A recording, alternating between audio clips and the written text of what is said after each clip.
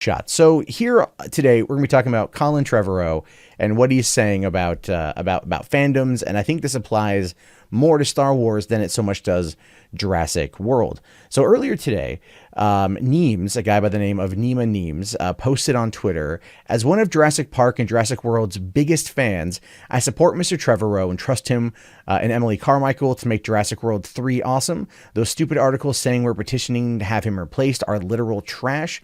Colin Trevorrow, you're appreciated. Now, if you don't know anything about that, there were petitions by some people out there to have Colin Trevorrow removed as the writer and director of Jurassic World 3. I don't quite know who put that together. I meant to cover it, but it just kind of fell through the cracks. But that's the thing. He talked about that. That was, people were trying to get this dude fired from another high-profile gig. Come on. What up with that? What did Colin Trevorrow ever do to you? The answer to that is nothing. And you guys still want to make him have a badass day.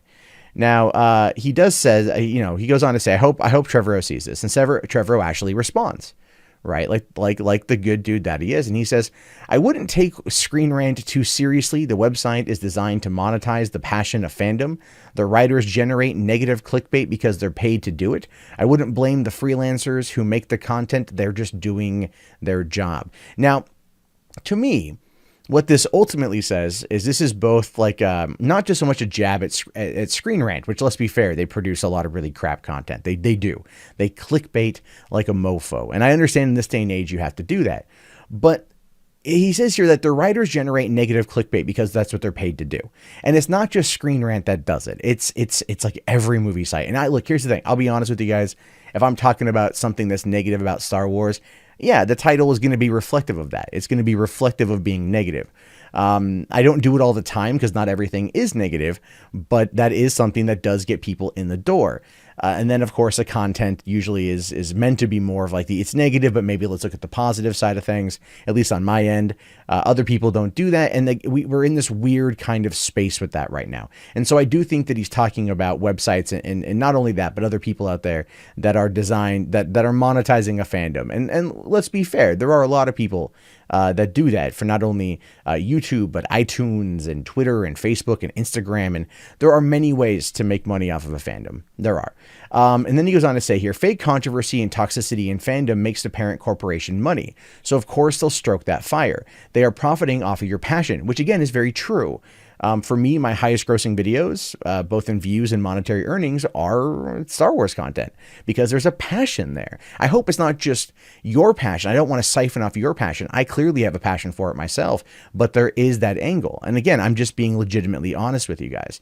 Now, then he follows up by saying, I love our fans. I rely on their deep understanding of the franchise, and I listen to them when we push boundaries and make bold choices.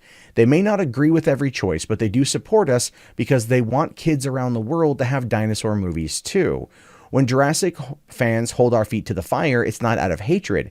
It's because they don't want us to forget the wonder and respect for the natural world that the first movie had, and their right to do it. So think about that for a second. This is a guy who's coming off of being fired, publicly fired from what would be like probably one of the biggest movies of all time, Episode 9, closing out the Skywalker saga, completing a journey that by the time it's on screen will be 42 years in the making.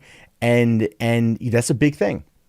And a lot of Star Wars fans have been very vocal about either wanting him to be fired or being upset at Kathleen Kennedy for firing him. And we've seen not so much sites like Screenrant, but a lot of other people come out and make those comments saying that, oh, yes, they're all evil. They're all terrible. They're all misogynistic. And that is, that's where they're trying to put it. Where Trevorrow comes back and says, look, when you hold our feet to the fire, we know it's not out of hatred. You do it because you love it. You do it because you care. And honest to God, this just proves that this guy is the director we deserve. Right. Like, this is a person who clearly has a fan, understands the fans, understands that there's a separation between the trolls and the diehard passionate fans out there, and also the current battle they're in right now with the critics. And I think given what happened after the Book of Henry, he'll definitely take more of the fandom side because the critics just eviscerated that movie. And I think where he's at right now is he wants to definitely make sure that that's something, where he wants you to know that he's got your back, sort of thing. And I'm really wondering how a lot of the media is going to take this, right? Because they're probably not going to cover on this too much, simply because, well, why would they? It doesn't make sense to them to do it. It doesn't make sense to them to cover this because it basically calls them out, and they're never going to be put in a position where they're going to look bad. They might spin it as saying like, well, true fans, because they always like to throw that Scotsman fallacy, the no true Scotsman fallacy out there. Well, no true fan would ever make these comments. No true fan would ever be like this. No, but the thing is, you have to understand that there is a difference between criticism and harassment. And that's something that a lot of people who work in entertainment media don't fully understand. There are passionate people out there, and not everyone espouses their ideas with any kind of certain elegance. Sometimes you're just going to get 4-letter words that you can't say on nightly TV. And that's fine. That's absolutely fine. Trevorrow understands it. And so I would hope that Jurassic World 3 does well. I would hope that Jurassic World 3 learns from the mistakes of Jurassic World, of which there were many, and Jurassic World Fallen Kingdom, which I've heard that there are some odd ones. But at the same time, I do believe there was a beginning, a middle, and the end already crafted for this particular story. And so Trevorrow is going to be going into something he's already been crafting. Because yeah, he co-wrote Fallen Kingdom. So it's his story that he's going to take over the finish line, which is cool. That's not something we're getting in Star Wars. We're not getting that. Even Rian Johnson had said, it's like JJ took it to a point, I took it to another point, and now I'm giving it back to JJ to finish it up.